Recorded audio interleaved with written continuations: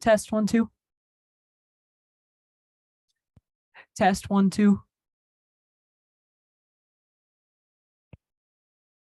Yeah. Test 1 2.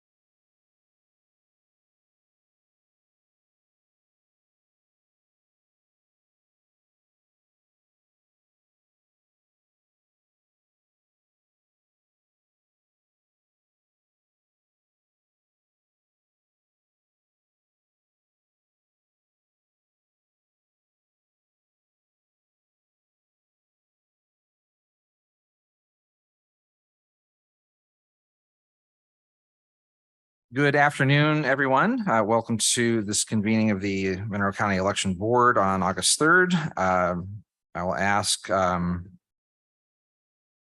the deputy clerk to take the roll, just so we have that on record.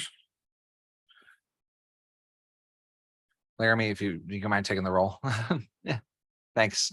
And I'll try to speak up. I know I'm always very quiet on this thing. Present. Present.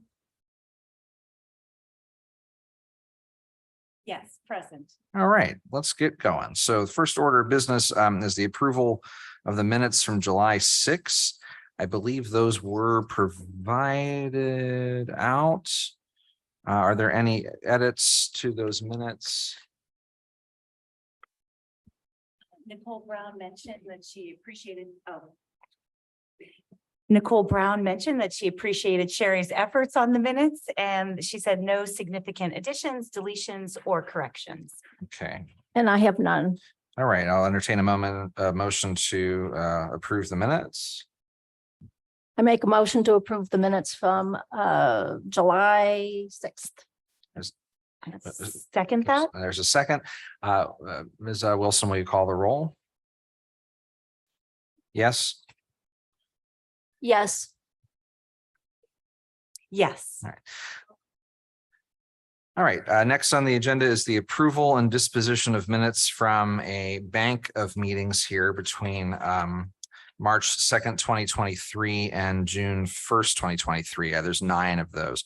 I want to just first thank the staff at the election board for compiling those. I know there was a lot of activity in those meetings as we had the work of the body on the questions in District 6 here in Bloomington.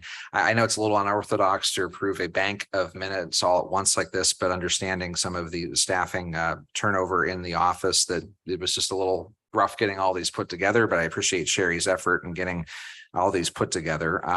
Having said that, I know that some of those meetings occurred with different people in these seats, but just so we have it on the record, the minutes on the record, and hopefully getting back on a pace where we approve monthly each minutes rather than in bank. I'm happy to take comment or motions on this particular item if there's any other comment before we proceed to vote. None? Okay, I'll take a motion to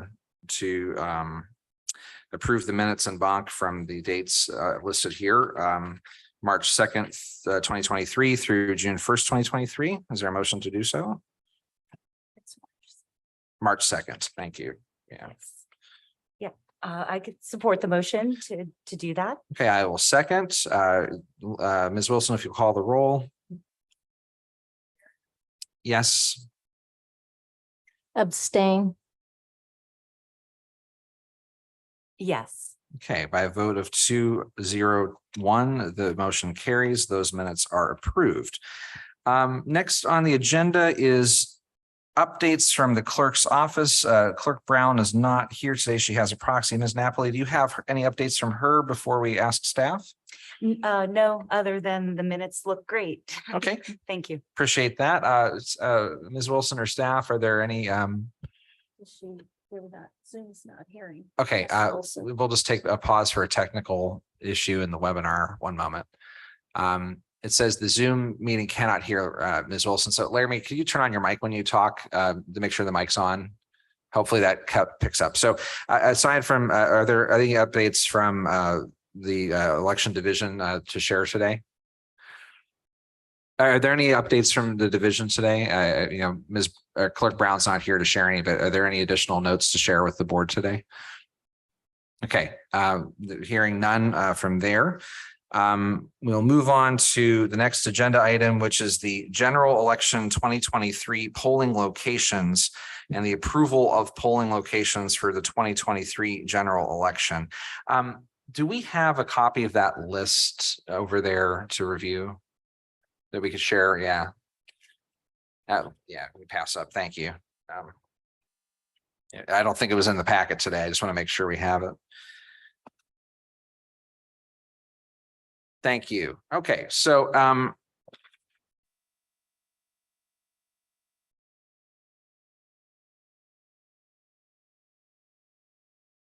go ahead and share that down the lane. So Ms. Wilson, so the new list includes those that we need to open for the MCCSC referendum, correct? All right.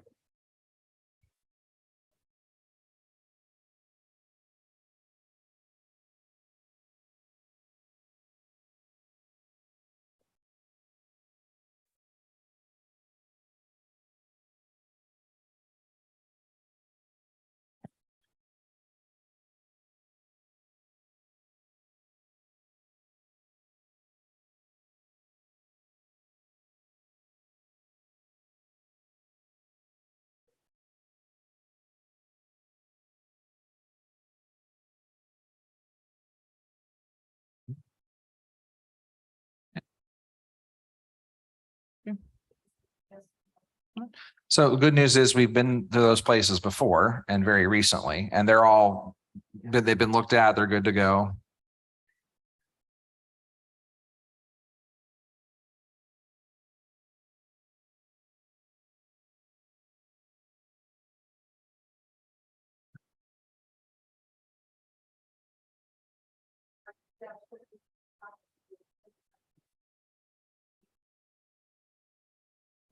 Sorry, your mic is still not on. Okay, there's a tech question. So the mic's still not, is it lit up? Is it green for you? The microphone, is the mic green for you there? Yeah, they're TSD is saying that. Yeah, I'd bring it real close in. Yeah, I have to do the same thing. Thanks, Laramie. Do you want to practice it?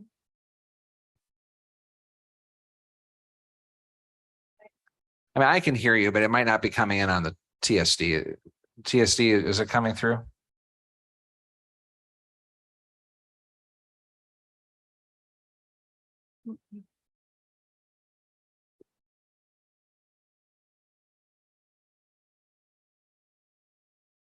Stand by, folks. Thanks.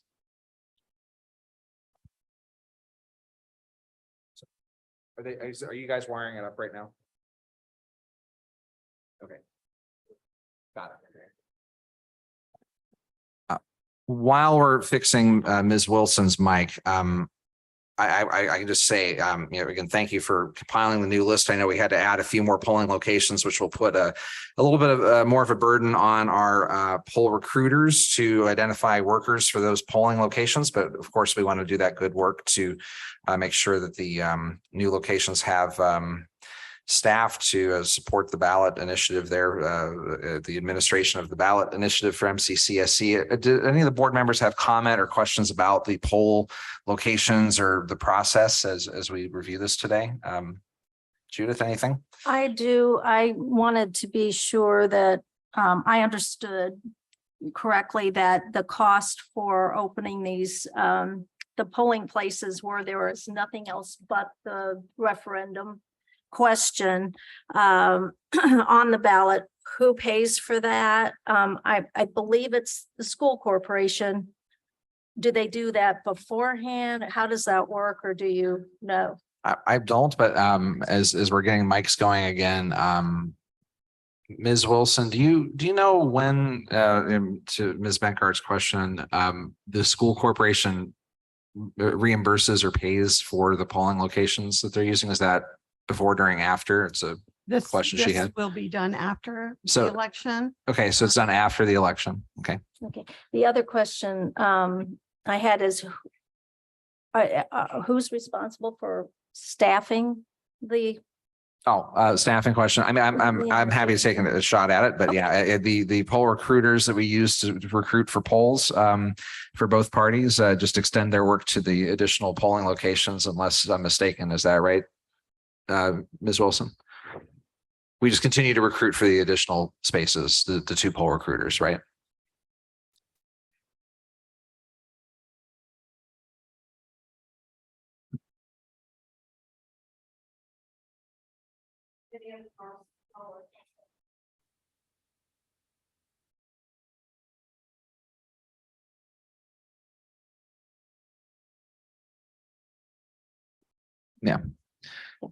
Thank you. Good questions. Ms. Napoli, do you have any questions?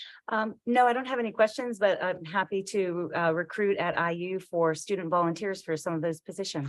Yeah, and I would just make that good public service announcement to folks that as our poll recruiting goes on, you can easily call election board and volunteer to work on the polls. It is a busy day, but it's a good day to help support the good civic duty of election work in our community. We usually have a good stable of people that have really supported that work over the years. And, that is a testament to the work of the election board staff to help get our folks in there and trained and ready to go. But do reach out to election board, and thank you for the offer to recruit some students, I hope, as they come back to Bloomington and are looking for some lunch money, I guess. We'll just call it that. Any other questions about the polling locations? No, No, All right, thank you. hearing none, we'll entertain a motion to adopt the polling locations for the 2023 general election. Is there a motion to do so? I so motion. Is there a second? I should abstain because I don't really have a. Okay, that's fine. I can go ahead and second the motion.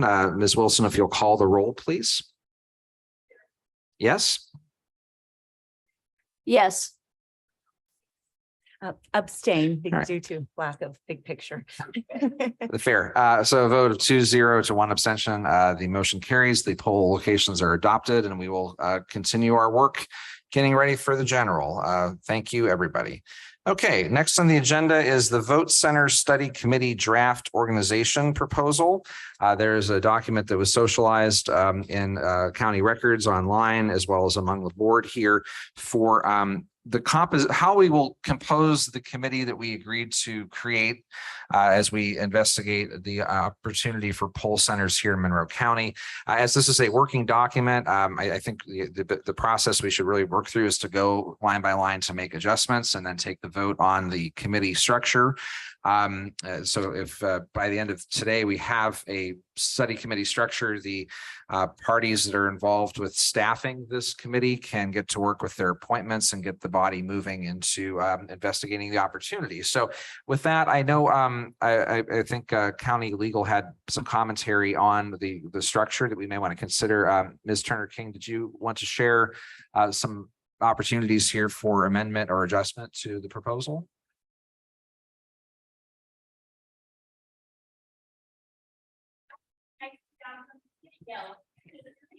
I can, and we'll parrot back what we need to, but yeah, outside voice, please. Yep.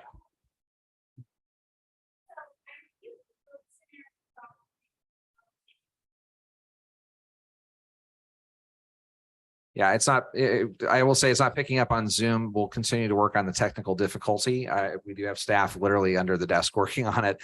But in the interest of time, if we can try to at least get it voiced in the room and we can work through it.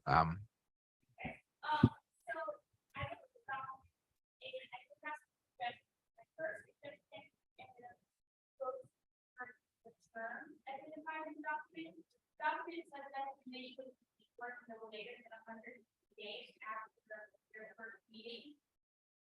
Although I understand there is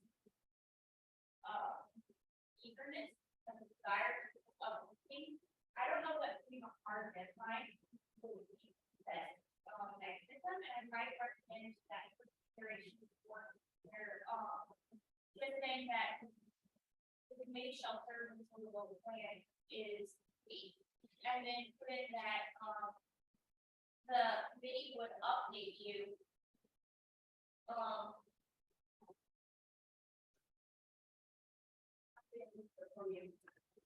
That's a good idea. Thank you.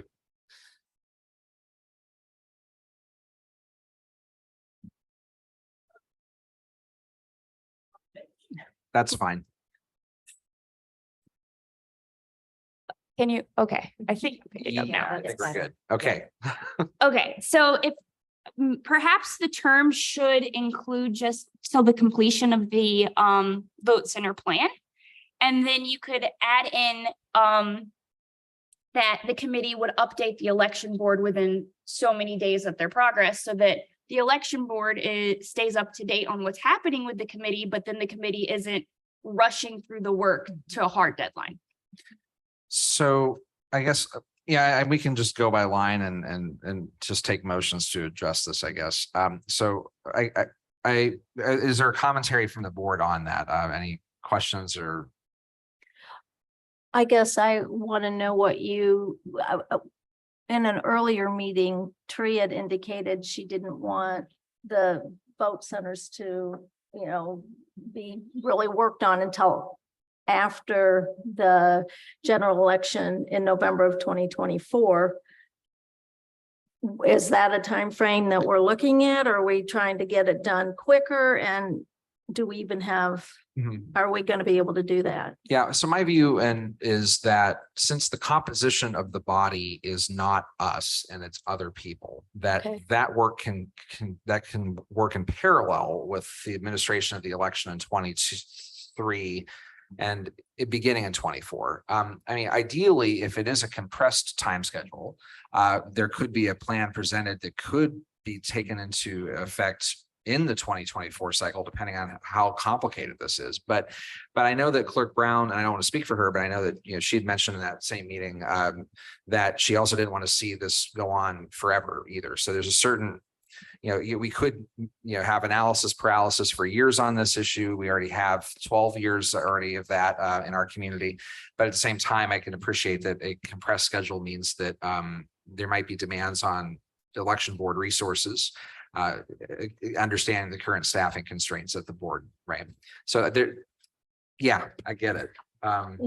So I don't have a feeling one way or another that other than an infinite amount of time people will fill it. That's my view. Ms. Napoli, do you have any thoughts or concerns about that? Did you have more to add? Yeah. And then I'll jump in. Just I think given there's, at least to my knowledge, there's not an election supervisor at this point. Is that still the case? That is correct. Okay, and then with Tree also now missing, trying to push it through quickly might cause us more problems than if we take our time. And with not having an election in 2025, putting the bulk of the work there so that we're up and going in 2026. Mhm. That for the county election in 2026. Because it's going to take time to get the community to look at this and accept this, and we don't want to rush. I understand your concern as well, so we don't want to leave it open-ended, but at the same time, we don't want to push it through. For my fear is that we won't get the consensus of the community to actually support this. So that's all. Appreciate it. Yeah, thank you. Other thoughts? Yeah. To Board Member Bankhart's point, you have to also remember that the committee will have to develop a plan. There'll have to be a public hearing on those plans that has its own notice component. So, if you're figuring 150 days from the first meeting, I think you're rushing the public notice component, the public meetings, things like that. So it sounds like that aggressive time frame might pose problems given public notice and comments on a product and also time for public notice and comment. Ms. Napoli, did you have additional thoughts on that one?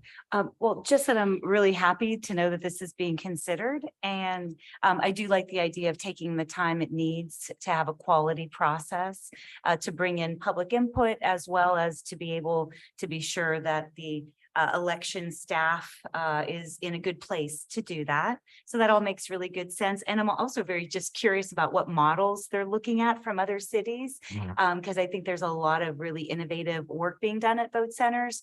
And that could be something, again, worth exploring since there's time allows. And lots of us are eager for this to happen. So glad to hear it. So perhaps then we can, I'll form a motion here in real time, but to strike some language out of the number 2 that maybe allows for more space here. So I'd recommend or make the motion to say that the committee shall serve at the pleasure of the election board until the completion of their work, unless otherwise extended by the Board of Elections by majority vote. Is that a fair amendment to provide more time?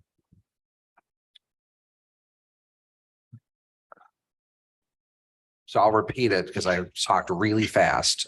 Molly, I know you're typing there, but the number 2 being the proposed amendment is that we strike it and it reads as such. The committee shall serve at the pleasure of the election board until the completion of their work,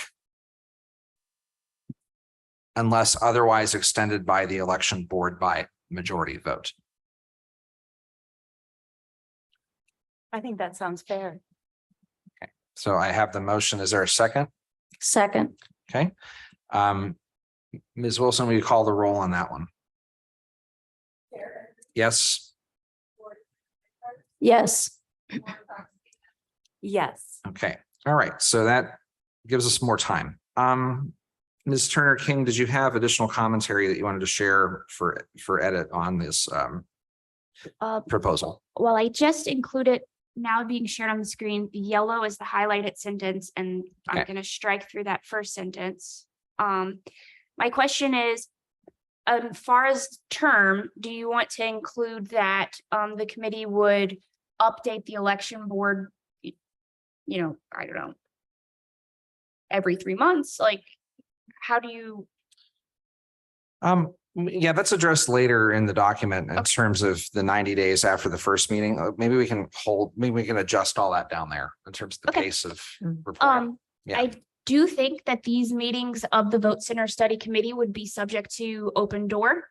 And typically when we form other committees, and I'm thinking about most recently, like the council formed the JFAC committee, they set out the expectation that there would be like a bi-weekly meeting, or most boards and commissions have like a monthly scheduled meeting. Is the elections board intent for this committee to meet regularly? And if so, what would that meeting schedule look like?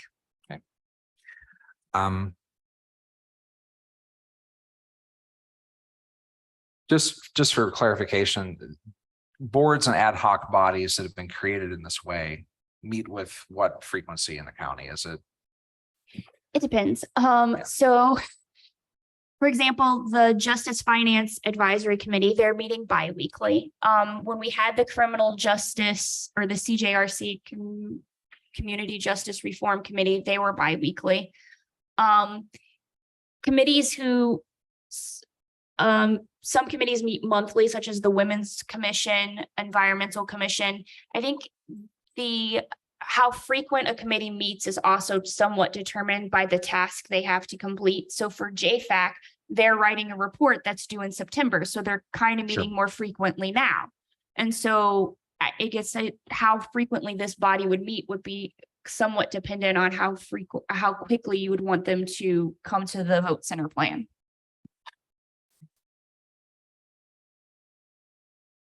Any commentary or discussion? I would think bi-weekly would be helpful. Again, if we're gonna extend the time out, we also want to make sure that things are getting done during that time. So to start with, I have no problem with it being bi-weekly. Ms. Napoli? That makes good sense. I think if the group is able to make that commitment, also in terms of their checking in with the election board here, it seems like maybe at first 90 days seems like a long time to me personally. I'm more of a fan of transparency and keeping things moving along in an open communication kind of way. So I wondered if they could check in maybe every other month early on, just to make sure they're in track in the right direction. And then as it gets closer to the date, they would probably want to attend these meetings regularly every month, is what I would guess. Okay. Just a suggestion to consider. That's good. I'm going to make a note for where we talk about reporting at the tail end here. I think that's good. I see that there's some language on screen that Ms. Turner King has drafted for this particular piece. And I will fill in, I Yeah. have bi-weekly, but I will put whatever time Um, frame you would like. I there. agree that biweekly makes sense for what we're trying to accomplish. So I'm content with the language here. I'll go ahead and read out an amendment and then we'll just bring it in. So I make the motion to amend that we add the Vote Center Study Committee will commit to hosting biweekly meetings to develop a Vote Center plan to be presented to and approved by the election board. That's my motion. Is there a second? Second, All right, hearing a second. Ms. Wilson, will you call the roll on that amendment? Yes. Yes. Yes. Okay. Moving on to the next section, for membership qualifications. Ms. Turner King, did you have any observation about the membership qualifications section? Yes, so I think the election, before I get into the specific members listed, when considering how big a committee should be, some of the considerations that you're going to want to take into account is for each of these meetings, you're going to have a quorum of that committee. So the bigger the committee is, the larger the quorum that's going to be needed. And so with a biweekly meeting schedule, you would need to consider, are there going to be enough people to have a meeting available that amount of times? I know that we had a redistricting committee, and that structure, I think, had 2 appointments by each party. This committee obviously is proposed to have more individuals. But just keep your quorum requirements into mind. And looking at the individual members, so you have 2 members appointed by the Democratic Party chair, 2 members appointed by the Republican chair, and then you have 2 members appointed by the Monroe County clerk, or 2 independent registered voters appointed by the Monroe County clerk. Is it the intent of the board to have the clerk select those members, or does the board want to select those members?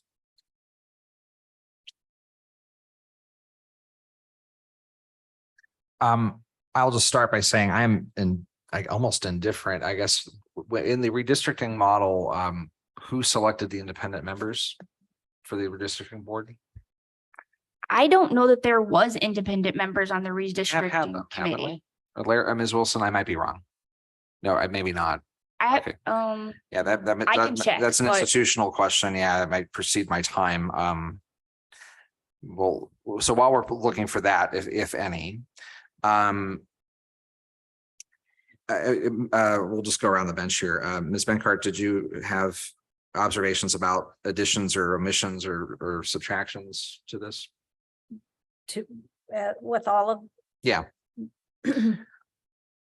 Well, I seem to recall there being a concern that we need to have the commissioners have to approve this, and so does the council. Do we want to have a commissioner and a member of the council on this committee as well, so that we at least are doing, including them in any kind of procedure, so that if they're gonna disagree with something, we would know about it and handle it quickly instead of finding out at the end that they don't like the plan. Okay.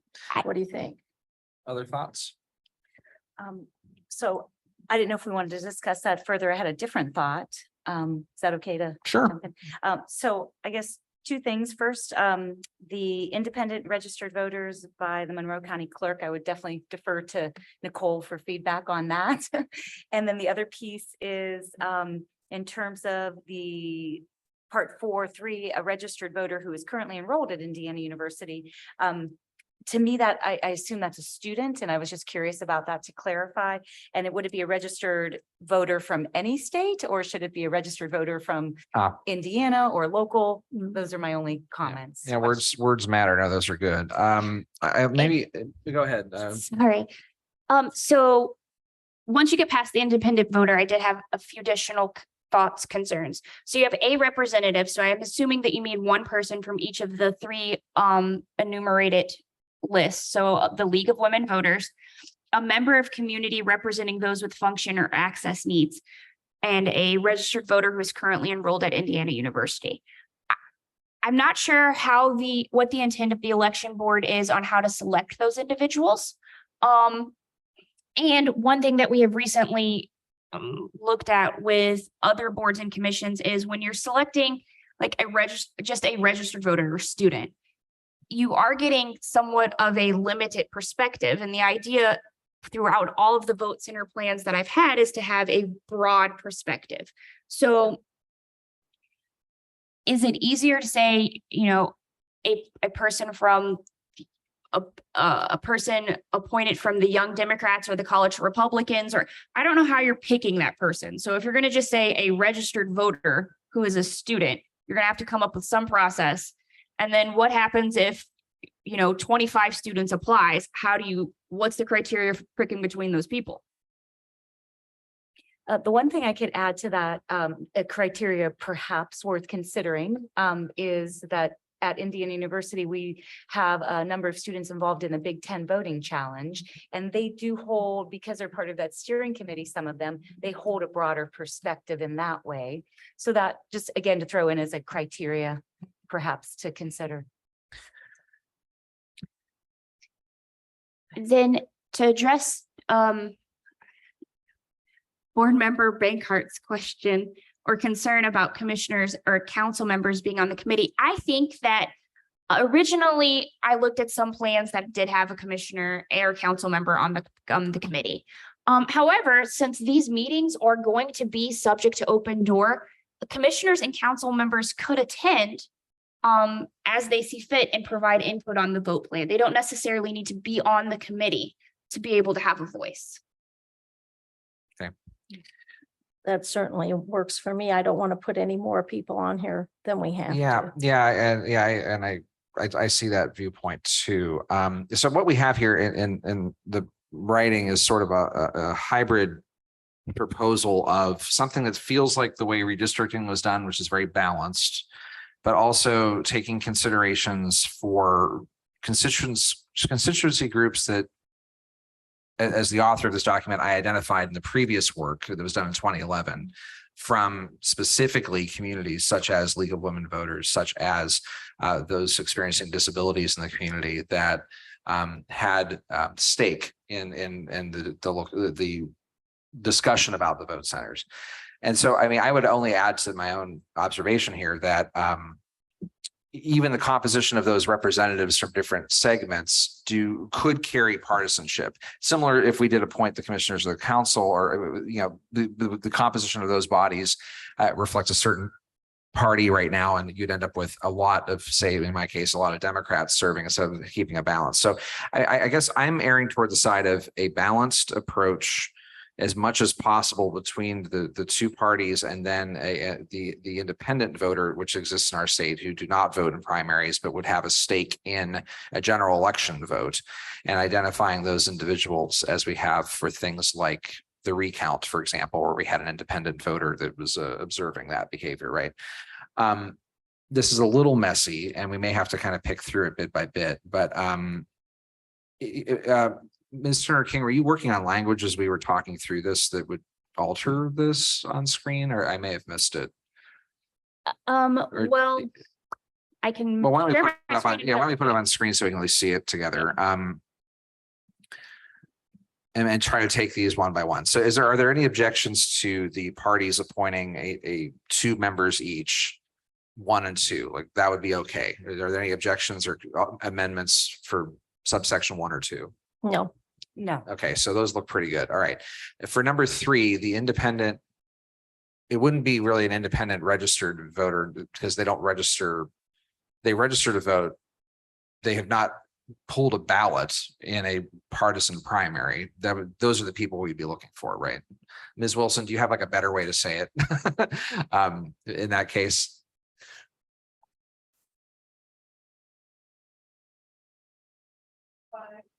Right.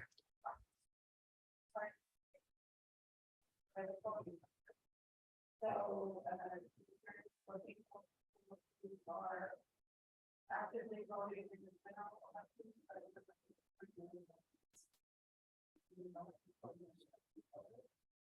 Yeah, I'm just trying to think if there's a pithy way to say. Yeah, if there's a pithy way to say 2 general election voter, 2 voters who have not pulled 2 voters who have not voted in a primary or a partisan primary.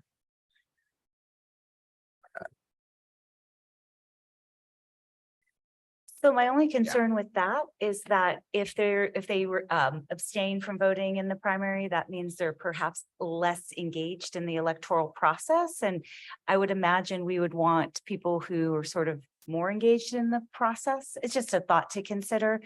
I wonder if it could be a person who does not have strong partisan affiliations, something with that language. Yeah, it may be hard to appoint. I mean, my understanding is, Ms. Turner King, I don't know if you found it, but for the county's redistricting, we did not have independent seats for the county's redistricting board body, right?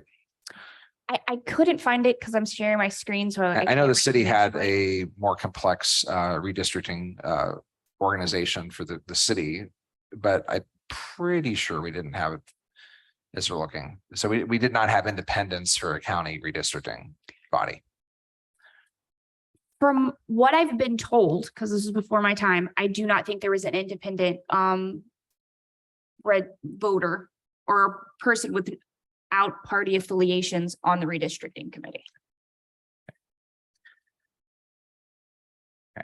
I'm gonna flag that just to make sure we talk through the others and maybe we can come back to it. So setting aside 3 for a moment, the representatives from the following communities of interest to improve the voting process. Are there concerns by the board that those individuals have a party affiliation or that if they're serving on behalf of not like, for example, the league is a good example, let's say by a nonpartisan activity. If the person sitting in the chair from the league is representing the league's nonpartisan interest, is there any concern about that person's that individual's party affiliation at this point? We would just accept that they're sitting here on behalf of the league, for example. Are there concerns about that if they are a registered Democrat or, no, sorry, a person that's pulled Democratic or Republican primary ballots? In that case, if I'm not making sense, so that's okay too. I'm riffing off the top. That here. makes sense. Yeah. I do have something to add, if I Sure. could just really briefly, because the PACE program at IU is rigorously nonpartisan. Yeah. And we're always looking to find ways to keep things balanced, as we're trying to do with this group as well. One of the things I'm wondering about, and I'm a novice here in this type of setting, so please forgive me if I'm off base. But is there, like, as this committee is being formed, is there a way to ask people to sign kind of a good faith statement for the more neutral people, to ask them, we're bringing you on board as more of a nonpartisan role. We have the Democratic representation, the Republican representation, and we're looking for nonpartisan representation as well. And having them sign like a good faith memo or something to agree to doing that as a part of their involvement. And I guess similarly, as Nicole reached out to me to be her proxy today, because my work is rigorously nonpartisan, I know there's a lot of other groups and people who represent nonpartisan perspectives as well. And that could be a strategy for going down that path for choosing people as well. So, if that makes sense. I would have to look into whether you can have them sign some type of agreement up front that they would be representative of the nonpartisan view. I don't think we've ever done that with a board or commission before. Yeah, I was And just making so- it up. I mean, well, there's oath taking for certain boards. After all, we took an oath to sit here.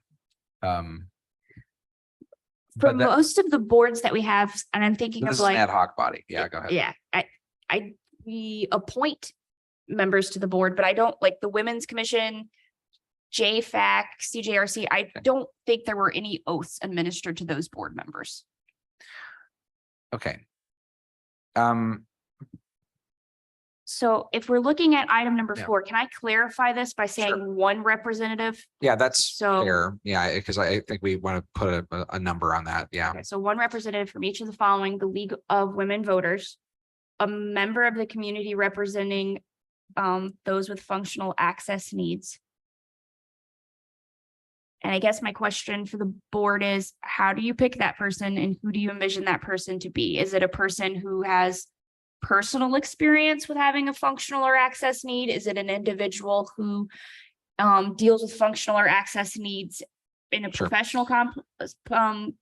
professional environment, such as like an ADA compliance officer or someone like that? I don't know that. I think you need to be a little bit more descriptive of who you want that person to be.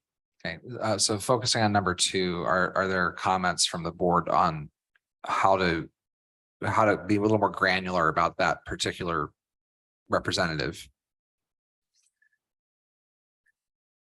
Well, I do believe that it should be someone with a varied experience, not just a personal experience, but someone that actually recognizes things that may come up at these voting centers that will affect those with disabilities. And so I would go with someone with a broader one. Ms. Turner King said the ADA coordinator, if we have one somewhere in the community, that might be the way to go, or is there someone at IU that we know or someone you know? I was thinking of, and not necessarily to nominate him, but maybe he could help connect us with someone, is Michael Shermis from the city who does ADA compliance work. So it's just a thought. And my recommendation is going to be, once you identify this person, I would suggest you talk to them first to make sure that they would be able to serve on the committee, that they're willing to make that time commitment, because I would hate to put someone on a committee and then later find out they're just not going to participate.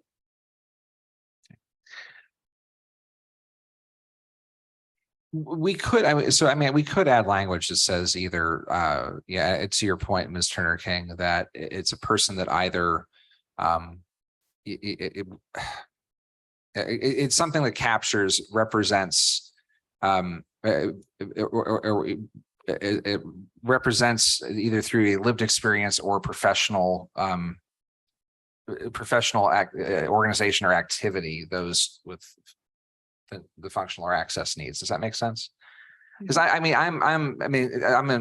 don't want to exclude lived experience from the conversation. And in the case of the late Randy Paul, he was the largest advocate for this in our community a decade and a half ago. He not only lived it and worked in it. So, so Randy is really the person we have in mind today in his spirit. When I think about a person who's going to be in a room advocating for accessibility at polling locations, it's finding, sadly to say, the next Randy Paul. If he were here with us, he'd be the person to be saying these things right now, right? And just because an individual with lived experience isn't a seated member, you're not excluding their voice. These are going to be public meetings. There has to be a public noticed meeting. If there's concerns on the vote plan as it develops in regards to ADA compliance, functional access needs, we're going to hear the voices of the community. Okay. I feel pretty strongly that one of the members should be a human at the table that can weigh in granularly on the decision making about the vote centers from that, because ADA and HAVA is so central to the idea of accessibility to a polling location like that. To me, feels it makes sense to me to have that seated. That's my view on that. I don't know if the language that we've recrafted here is satisfactory to the other board members, but I feel like we would be able to capture that but my vote is to have that space there. But are there any other comments about the verbiage of this before we make some consideration? I'm sorry. Go ahead. I would just, in terms of what Molly has highlighted here, I would add through lived experience and/or professional expertise. Yeah, that'd be fair. Ms. Benkart, do you have any commentary on this particular one? No, I don't think I have anything else to add. The third one being the registered voter. I'm sorry, we didn't. Before we move on, Yeah, how is that person selected? Is it going to be by application of the election board? Like, we should head back up to subsection 4 there after your or before your colon, right? So and maybe clarify the how. So I am content with having the clerk select these persons in the same manner that we've asked for this at the independently registered voter, which we haven't cleaned that language up yet. But I don't think we need to go through a round of the election board approving applications. I think that deflecting to the clerk to fill these roles is fine. In a similar way that we've asked the party chairs to select down on their membership, things that are not party, not a partisan. I would be fine with the clerk selecting in her role as the executive over elections in our county. so after the word, So one representative from each of the following Okay. communities working to improve the voting process by appointment of the Monroe County Clerk. Yeah, I'd be okay with that. Are there comments about the appointment person from the board? No, I don't have any. I'm not really sure who else you'd pick to do it. So As long as Nicole's in agreement, I think it makes a lot of sense. This is why I don't miss meetings. No, I'm kidding. I'm kidding. I'm kidding. That's gonna make the paper anyway. Let's looking at the registered voter who's currently enrolled at Indiana University. Ms. Napoli, you pointed out, how is this a student or is this a human, or how does this work? I guess my question too, after you had said it, is that given that we now have a larger amount of time that we're working with, there's risk that a student appointee will not be here or graduate during the time of that work. I guess I'd open up to some thought here about how to maybe accommodate if there is an appointee from that very large constituency representing those voices, how we account for that sort of duration question. I mean, I know the city went through this with redistricting recently, where they had a tight schedule. They had students representing constituencies off campus on the city, but there's some thoughts about how to frame this one out a little better. Ms. Benkart, do you have any observation? Oh, how did they do it? I mean, how did they come up with those City people? redistricting, to my knowledge, it was it was partisan student appointments, right? There was a young Republican and a young Democratic member of the redistricting for the city that weighed in on that. Now, the challenge, as it was reported, was those were pretty hard to fill. It took a while for the city to identify those people to fill and serve in that way. So when we get that granular, there's some challenge. But then on the converse, the proposal I had put forward here is that particular constituency, given its size and space, might merit having somebody who sits here and helps us sort through what voting centers look like from their perspective. That's my view anyway. Are there other thoughts on that? I don't think anything in addition to what I already said earlier, but it's good to be thoughtful about this. And perhaps, I guess one little piece is perhaps if you wanted to make sure that they didn't graduate before spring of 25, that would be worth stating in the requirement. However, a lot of them do travel overseas from time to time, so there's never a guarantee. They could also leave school if they, Yeah, you if it- know. Yes. Also, if you're meeting bi-weekly, they're gonna have to fit in those meetings into an already demanding academic schedule. So if we added language that maybe qualified that a little bit, is the idea of having that voice as an official person acceptable to, or does anyone object to having that role identified? I guess maybe we should start there. Ms. Benkart, do you have any objection to having a student representation? No, I don't really have an objection to that, but the concerns we've raised makes me a little concerned about having someone that's going to be able to see the process through. Does the person need to be a voting member, or can they be a non-voting, or does that take away too much of the voice of that person? Just to, As an alternative, each party does get 2 members, and if the party wanted to include a student voice, they could consider that in the members to which they're appointing.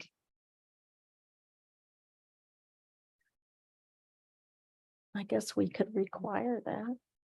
If you want, or you could require one of those to be a student that's appointed by the. I'm not sure I understood Molly's last point. I'm sorry. So each of the Democratic and the Republican Party both get 2 members appointed. And so Oh, I see. if the Democratic Party, for example, wanted to appoint someone from the Young Democrats, that incorporates the student voice. It would just serve as a dual So appointment. we'd have 2 students instead of, got it. Correct. You know what? I'm happy to take that. I'm sure Taylor wouldn't mind either. I don't want to speak for her, but if I would be happy with omitting or deleting number 3, and then just but I would trade off to say I would like 3 members appointed from each party, one of which is a student that is currently enrolled at the university. Would that be? Okay. How many people are we? So we've taking? added 1 more basically by omitting. Correct. Yeah.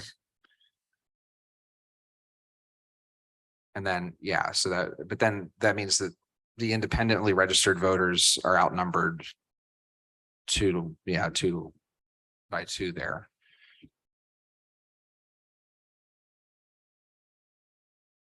quorum at this point would be 3, 6, 7, 8. 9, 10, 11, 9, 10. Quorum is 6. Out of So if 10. you're moving each party appointing 3, so 3, 6, 7, 8, 9, 10. So you're up to 5. Okay, So I changed the language on number 1 to say 3 members by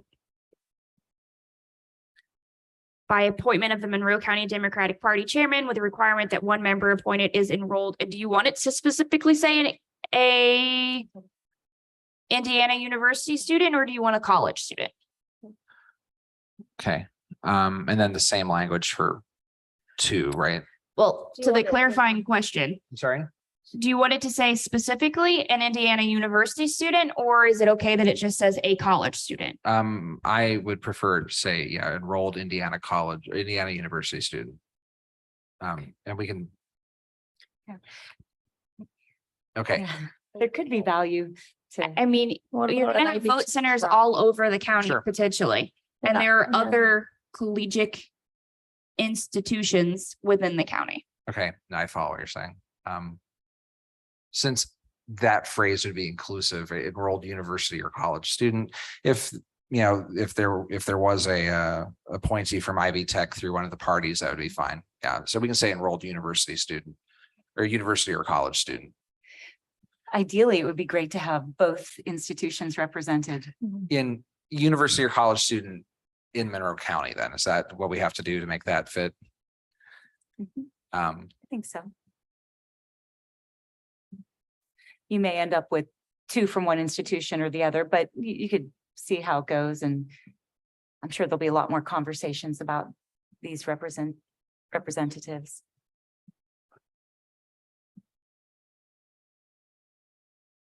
yeah, okay, that works. And So the language and number in I is okay. yeah, well, it's okay, and we'll vote on it, but yeah, it's okay to get it down. And I would copy that over to sub 2, yeah. Okay, that was a lot of work on that. I have a feeling this is gonna take a little more time today than what I think I know one of our proxy has today, but I guess on this piece, if we could maybe vote on the qualifications and get that enrolled and then take a look at the rest here, I feel like we made some headway here. I want to just take a look at the language. If everybody just take a look at what's on screen one more time. And I'm gonna change, I'm gonna delete the language in 2 and move up the highlighted language. Right, I see what you're doing, right? So that would become the second human, yeah, okay. So just everybody take a breath and look at that, and then 36, okay. We haven't discussed the non-voting members yet. Yeah, that's just, I think, in my view, an enumeration of people that need to be available to serve the board, be in the room to discuss at the table some things. Now, I guess the question is, do we need to do it this way, or is this staffing?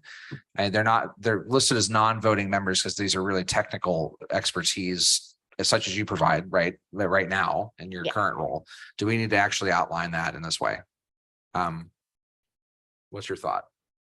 So as of right now, it just says a representative from election equipment vendors. I don't know if the vendor will end up invoicing us for their participation. Is the goal to have someone from the technological department there? Or do you want a vendor? And then I think the question is, can the vendor participate? Will they bill us for that? Are you willing see. to pay that invoice? Is there going to be a need is a contract needed for their participation? I think a lot goes into having a vendor on. Yeah, I would say if the whole point of that is, so again, the spirit of this being, we list out the personnel we want to be at these meetings bi-monthly to answer questions. If that is if that's too granular, if there's a question that needs to be sent to the vendor, they may not need to be in the room. The message could be sent to them in between meetings and figure that out, right? I hear what you're saying with that. I'm okay with admitting that. Judge Benkert, do you have any view on that? What about having somebody from the, tech division from the county? Or would that be helpful or not? Well, I only don't know how that much they get the involved. TSC doesn't really manipulate Okay. the machinery, right? And Ms. Wilson, that's right, right? the vendors are the ones that support our election equipment. It's not our TSD that support the election equipment, right? So I mean, our internal technical services for the county do not manipulate election machinery. Right. Okay. Okay. Okay.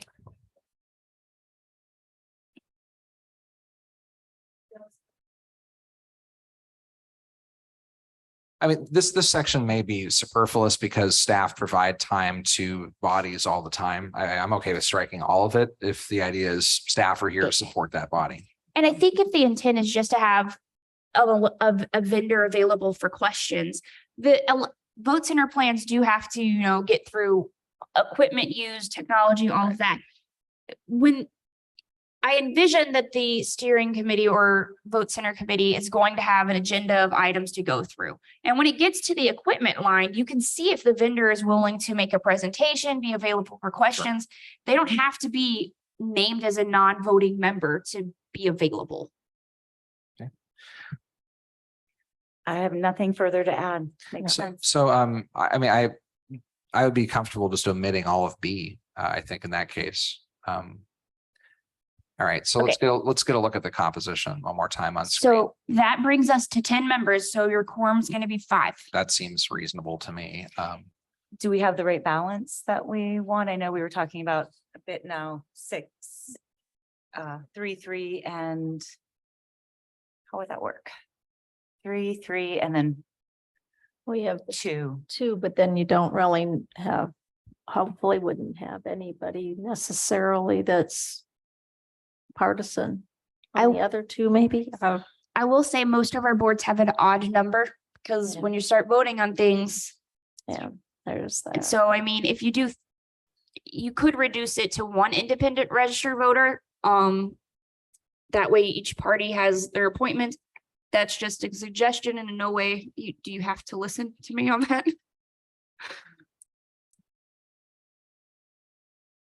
Right. But that would be 6 to 1, you know, in Yeah, terms of that. I would- I would actually increase the independent voter to That's 3. exactly what Yeah. I was gonna say. I'd Yeah. be okay with that. Okay. So let's change that to 3 and then let's So it see. makes how it this looks. 11? Yeah, that would be makes 11 sense. in there and Yeah. then, yeah, So your quorum is 6. that's fair. Okay. Well, I guess we'll entertain a motion on adoption of the member qualifications as written. So motioned. Is there a second? Second? All right, Ms. Wilson, if you'll take the roll on this one. Yes, Yes. Yes. okay.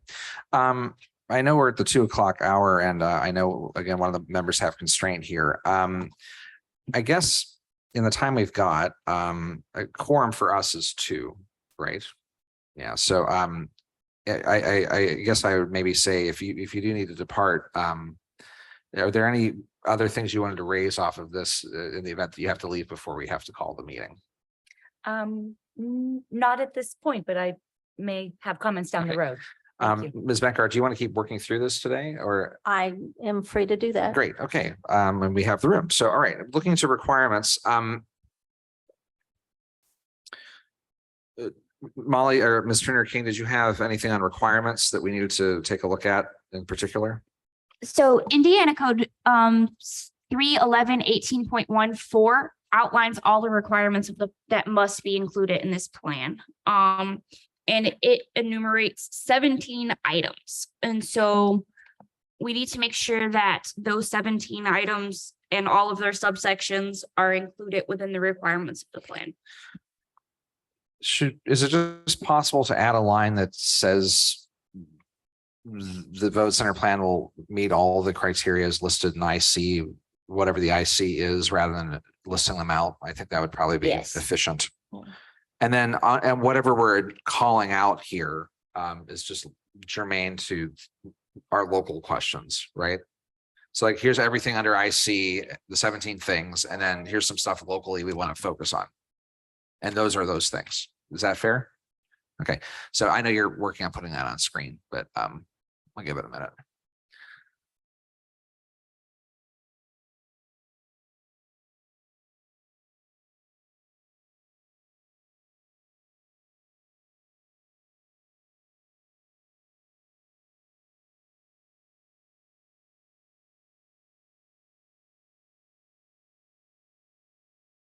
Okay, let me know when you're ready to share there, Molly. We'll get a look at it.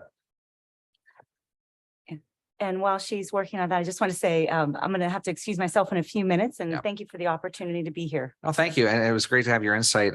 For those that do not know, Lisa Marie is the director of the PACE program on campus at IU, and she is very much engaged in the business of civic engagement and getting students engaged. And your insights have been great here today. Thank you for filling in.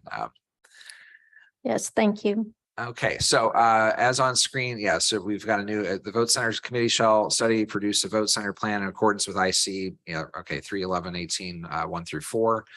And then our local enumeration of some things we would like the board to consider, the review of past work, the any division guidance from the Indiana Election Division, past poll data. Were there any comments about any of these local requirements that we need to call out? I believe there was a comment about having no fewer than 5. Comparable. So subsection 5, the selection and analysis of no fewer than 5 comparable counties to Monroe County that have the following. And I think the comment was, do they need to have all 4 of these to be a sample county?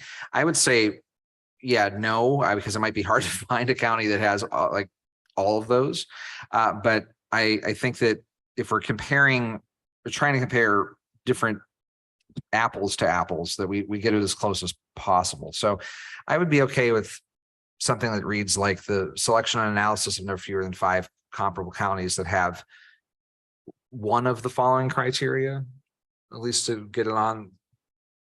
If we're looking at 5 different counties, at least that county has at least one of these things that we're interested in, which would be paper ballots or university population, or rural, urban, or populations comparable to Monroe. Do the board members have any feeling this should be one of them, 2 of them for this committee to look at? What I want to avoid is picking a county that has absolutely no relationship to our county at all. Small rural e-poll book, 10,000 locations vote. I mean, whatever, but like something like that, it just doesn't match. Any thoughts on this? Ms. Turner King had indicated she had gotten some of those plans and It's a survey and- already, yeah. Right, so if we provide that from the counties that we think they should look at, then we don't have to worry about, Yeah, you know what I'm saying? I haven't had a chance to look at what Okay. Ms. Turner King's pulled. I'm also a little leery to pre-select, I guess. I mean, the committee doing its own, Correct. they may find something with all, the time they've been given that might be better. I'm not sure I could speak to that today. Yeah. What if we created the language that have at least one and at most all of the following criteria, something to encourage them to consider as many criteria as possible? Yeah. I think, because one of the things I think is I like for sure having 1, 3, and 4. I think all of those are very important. It's the large university population that might be the problem. Yeah, there are only a handful. What's large, right? And there are only a handful of counties in Indiana that have True. by proportion a student population. Mm. So one is, at least one works. Mhm. I'm good with that. Okay, are there other concerns about the requirement section as we're editing here? No, I don't think so. And okay. Ms. Turner King, were there any other concerns with the requirements section? I think some of the requirement for sections is duplicative of what's in the statute, but I don't think that's a problem. It's, it's Yeah, just redundant. that's okay, I think, for this at this point. I think looking toward the very tail end with the reporting requirement that, and as Ms. Napoli's leaving, I'll make sure I talk about this because you brought it up. But thank you. But changing the reporting requirement now that we do not have 150 days time limit to every 60 days, that would tighten up the reporting back to the board and let us keep progress. So I guess maybe on that one, 60 days after the first meeting of the committee, and then since B is now redundant because of the change in the duration, and maybe deleting B altogether, and then just saying for subsection 2, and then every 60 days thereafter, or something to that effect. So basically every 60 days, we're getting a report until this thing's done. Does that make sense? My other suggestion earlier was as it gets closer to the nearing of completion, and perhaps once a month is what I Yeah, would suggest. I see that too. That might be harder to meet. I mean, if you think about if they're working on a reporting requirement while finishing it, but I hear what you're saying. Like there's something about, You could just say 60 days after the first meeting of the committee and as requested by the election board at their monthly meeting, and then you could let them know in advance, hey, I would like an update. is that fair? Okay, let's Yeah. try that language. Yeah, sounds Let's great. see what that looks like. And then thank you. Thank you Yeah. again very much and good luck. Yeah, we're gonna pass all sorts of stuff while you leave. No, I'm kidding. Anyway, thank you. Okay. Thank you so much. All right. Levity helps. Anyway, all right. Do you want anything in there that says the goal would be to be completed by January of 2026, or? No, I do think you at this think that's point, too I think, restrictive? yeah, I don't want to put an end date on it Okay. at all. I Okay. think that because I think what will happen, right, is like, let's say reporting happens and we get a series of no reports, right? That would create some urgency for us to Sure. change or amend this. If we get, amazing work done, then that's great. I bet, Okay. but if we've all agreed that a finite time is not great today, Okay, yeah, I don't want to, yeah. Okay, Okay. so I'm good with that. I guess at this point, And I added number 6 as Yeah. you're looking at this. It was kind of embedded within the reporting requirements, so I pulled it just out. broke it out. right. Okay, yes, very Ms. good. Beckhardt, do you have any other things you'd like to add to this? I do not. Oh, all right. Sounding like working out loud. I love it. I will make a motion to accept the entirety of the proposed study committee outline as amended. So moved. All right, I will second. Ms. Wilson, if you'll take the roll. Yes. Yes. Yes, passes. All right, we got some appointments to do. Great. Progress. All right, moving on in the agenda. Oh, wow, where are we now? Oh, public comment. The floor is open for public comment.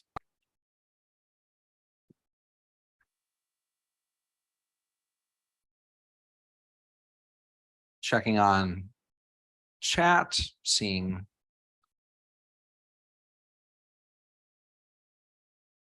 none today. All right, seeing no one at the podium for I public ask- comment, Ms. Turner King. Sorry, can I ask a clarifying question? Sure. So we just passed the vote center. It was entitled the proposed vote center study committee document, but Yeah. now it's not proposed, it's passed.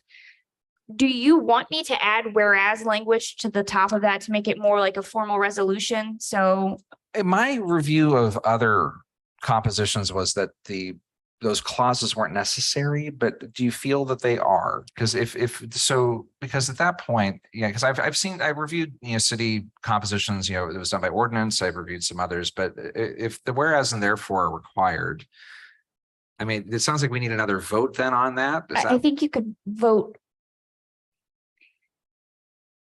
I think it is to the discretion of the election board if you want to add those. I don't think they're required. I think it does make it look more formalistic. yeah, I understand that. And, the motion could be approval of this document with the addition of whereas clauses, which will literally say, whereas the Monroe County Election Board on such and such date established the vote center study committee as follows, and then it will be the rest of the document. All right, well, I guess since we voted on accepting it, also, I would just say, based on previous documents I've seen the board vote on that have not been structured that way, I'm indifferent, but it'd be really good practice moving forward that draft documents have that language. Because now it's, structurally, I got to go back and reconsider, right? Like that's rough. I'm basically content with what we've accomplished today. And maybe as a practice moving forward, when we have restaffed and that we present documents that are in a more formal mode, would that be acceptable, do you think? Ms. Benkart, do you have an opinion one way or another? Do you think it's important to have that as the date establishing? the Well, that'd be so committee marked in the minutes, right? It could be in the minutes, but my question also is, do you want me to put a signature line with as established by and then have your formalized signature? Let's say yes, and we can just accomplish that at the next meeting to sign off. But I don't think that would Sounds- preclude the parties from starting to identify their personnel at this point because we've taken the action. Is that fair? Yes. Okay, I think that works. That works. All right, well, in that little, in that audible, the review at the booth. All right, back to public comment. Seeing none. Just one more time. Okay, all right, with that, the next meeting of this board will be on Thursday, September 7th at 1 p.m. At that point, we'll be approaching early voting. And I know that we tend to go into a pattern of recess at that point as we get closer and closer. So just be mindful that, we're getting very close to voting for the general election. But at this point, I'll take a motion to adjourn. So moved. Second, and with that, we will go ahead and adjourn. Thank you, everybody. That's it.